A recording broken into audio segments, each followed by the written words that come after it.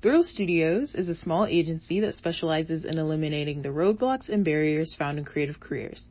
They do this by focusing on developing artist teams, brands, digital platforms, and fans. Thrill services creators who are ready to advance their careers to the next level via intricate value awareness and platform ownership. They pride themselves on their clients experiencing a sense of clarity and autonomy in their careers while working with them. In this video, co-founder Stefan Lefume discusses how Thrill Studios works to eliminate barriers for creatives, their partnership with Rebel Cause, and the relationship between music and social media. Okay, so my first question for you is can you describe the kinds of artists that Thrill Studios supports? Definitely. I feel like overall we support artists that take their work really seriously. But also there's a genuine joy that comes with working with them. Yeah. You know what I'm saying? So it's they already enjoy their work, and so working with them is super enjoyable because it's I enjoy helping you, and you enjoy this a lot, and you care about this a lot. You know what I'm saying? So I'll say that. And then in my bio, I used to say artists that are ready to, you know what I'm saying? I used to say artists that are ready to intricately know themselves and the value they provide to people, but also, embrace all the challenges that come with the work. You know what I'm saying? That's definitely the people we work with. Yeah. Okay, cool. So is it mainly just musicians that come here and to Thrill Studios? Yeah, I would say we're definitely a music-based studio. So mainly I would say rappers, you know what I'm saying, occasional singers, and occasional producers. So you guys are dedicated to eliminating barriers in creative careers. So my first question for that is what barriers do you see for creatives? I think the biggest barrier with creatives is the leap from I'm a creative person to I'm a creative person that monetizes my talent and value. You know what I'm saying? It's really hard to get there because there's a lot of prerequisites. You know what I'm saying? Yeah. In the sense of music is subjective, and art in general is subjective. So you kind of have to find the audience that resonates with your art to be word, I'll support you monetarily and give you money for you to continue doing your work. And there's just a lot of different strategies and tactics to get there. But I feel that's the main barrier that people have. It's how do I prepare myself and my image and my music to be sold, you know what I'm saying? And so I can live off of it instead of just being I make music and I like it. Yeah. You know what I'm saying? Yeah. Okay. And then I guess another question is is your work for eliminating the barriers related to racial justice? And if it is, then how do you eliminate racial or gender barriers even? I would say definitely thrill in general is I don't know if this is the right use of the word, but contrarian in terms of it's resisting regular society. That's the logo, and it's trying to make it super obvious with its teeth. You know what I'm saying? I don't know if it's that obvious, but it's kind of vampire fangs at the end. You feel me? Yeah. And it's super sharp, and that's because at the end of the day, there's a lot of resistance that you have to deal with as an artist when you decide to take this route. You know what I'm saying? It's no one's really gonna give you handouts. No one's gonna help you just off the strength of their you have to really cut your way through all of it. You know what I'm saying? Yeah. So it's teeth because it's you have to be sharp, but it's also you have to smile through it. You know what I'm saying? Because if you're just dang, this sucks, no one's gonna want to work with you, and you're not gonna be able to have that morale for yourself. You know what I'm saying? So just in terms of bring that back to racial justice and gender justice, it's you really got to cut through what the world's telling you what it is and make your own world. You know what I'm saying? So when it comes to race and gender, it's I'm not accepting what you say you have to give me, and I'm taking what I need for myself. So yeah, I did some research on y'all, and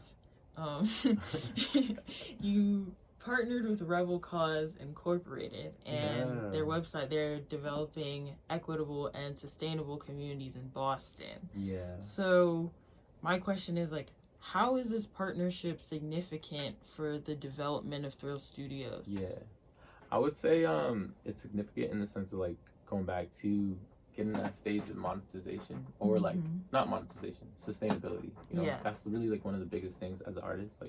You want to make sure that your work can sustain you. You know what I'm saying? So that you can create and you also can live. And so partnering with Rebel Cause is super dope because there's like an abundance of grant money in Boston because of like all the businesses and all the schools and the hospitals and whatnot.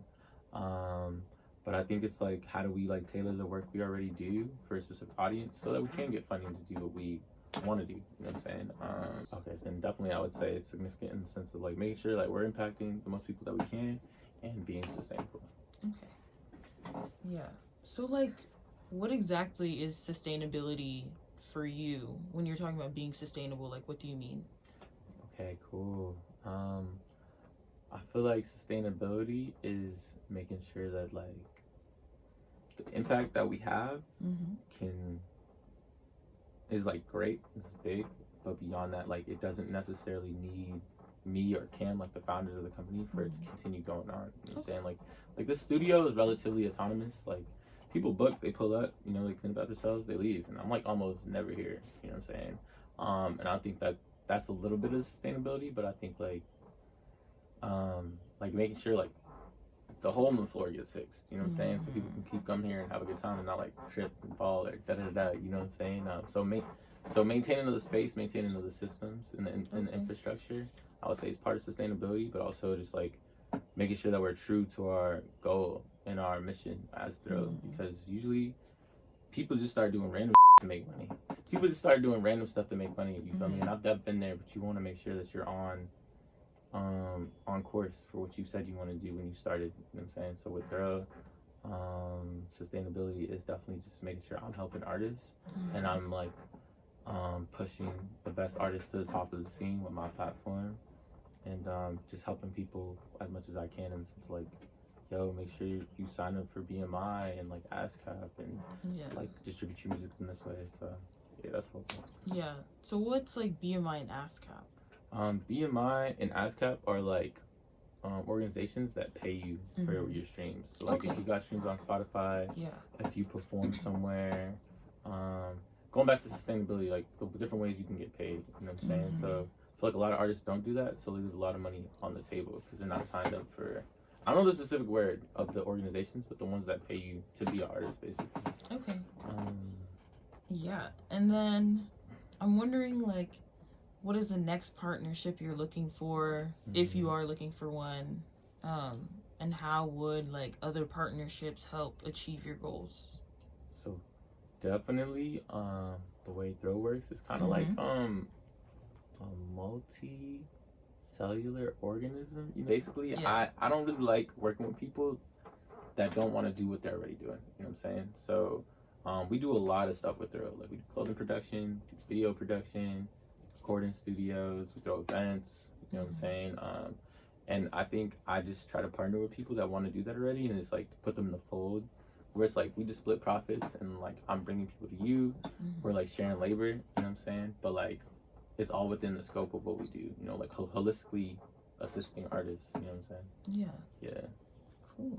And then I was also doing research on like issues in the music industry and stuff, and like one thing I noticed is like the artist salaries, and how like some gigs they're like underpaid or just like not paid at all because they're like, oh, we're gonna give you exposure, that's your payment. Exactly. So I'm wondering like, how do you guys help emerging musicians with their wages?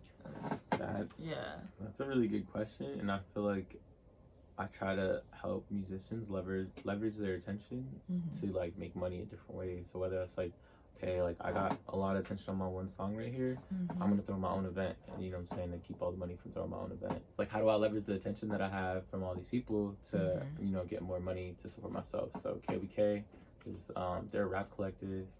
They're going to be doing a little cookout party right here, so they're gonna be playing some of their unreleased music. They're gonna be selling plates because one of the producers, his name's Dirty. He can really chef. It's kind of crazy. It's like you be chefing in the stew and in the kitchen. You feel me? And another one of the members, Tomo, he like makes clothes by Tomo. So he's gonna be selling some of his merch as well. So yeah, in terms of like artist wages, at the end of the day, it's kind of hard to fight the system of like what someone wants to pay you for your work. You know what I'm saying? It's like, yo, I'm having this show. At the end of the day, like you can always say no as an artist. You know, it's like, I'm trying to pay you with exposure. No. I'm trying to pay you $100. No. try to pay you $1,000. No, my price is X, Y, and Z. You know what I'm saying? And so, in terms of helping you with your wages, I just try to help artists be the most presentable and like straightforward with what their value proposition is. Like, you know, my name is Tomo. You know what I'm saying? I'm really cool with the artsy kids in the scene that like upcycle clothes, that like raw grungy music, you know what I'm saying? And I'll bring out X, Y, and Z amount of people. That's my value that I provide. You know what I'm saying? And so making it super clear what you're offering somebody when they want to book you, and then also super clear, like, I'm not going to take below this price. And so I think that's how I help leveraging attention and being the most presentable. Another problem with the music industry is like brand building, especially on social media. And I've been reading about how like statistically like our attention spans are getting like a lot shorter and everything, and just how like a lot of musicians are now focusing so much on aesthetic or something like that instead of like their songs, you know. But I just wanted to know if any of your clients have like noticed a difference in their social media traction since partnering with you. Definitely. I would say Brandy, you know what I'm saying? Brandy Chanel, she's a DJ. She's that's not the word she likes to use. She's a curator. You know what I'm saying? Because they can do a lot and they do more than just DJ. We throw a show every summer called The Morning Show. It's like an open mic, day party, performance, you know what I'm saying? What do you call it? Yeah, I think when Brandy first started, like first time we heard her DJ, I was like, whoa, this is fire, you could really DJ, you know what I'm saying? And they had like 300 followers. And I would say like it's been like 2 years now and they're definitely like up 600 followers and whatnot. You know, and that's definitely just off of merit of doing more shows and also like the content we help them produce. But I don't know, I really don't try to focus on social media because it's so temporary and so quick, you know what I'm saying? It's like not lasting impact when you put it on social media and when you create for social media. You don't get to control your own pacing, you know what I'm saying? And like you're letting someone else define like the value of your work when it's like, yeah, I'm gonna drop this, you're gonna look at that for 1 second and never come back, you know what I'm saying? Like the whole produced content is kind of like not wavy. Especially if you're trying to actually build real relationships with the people that consume your work and like appreciate your work.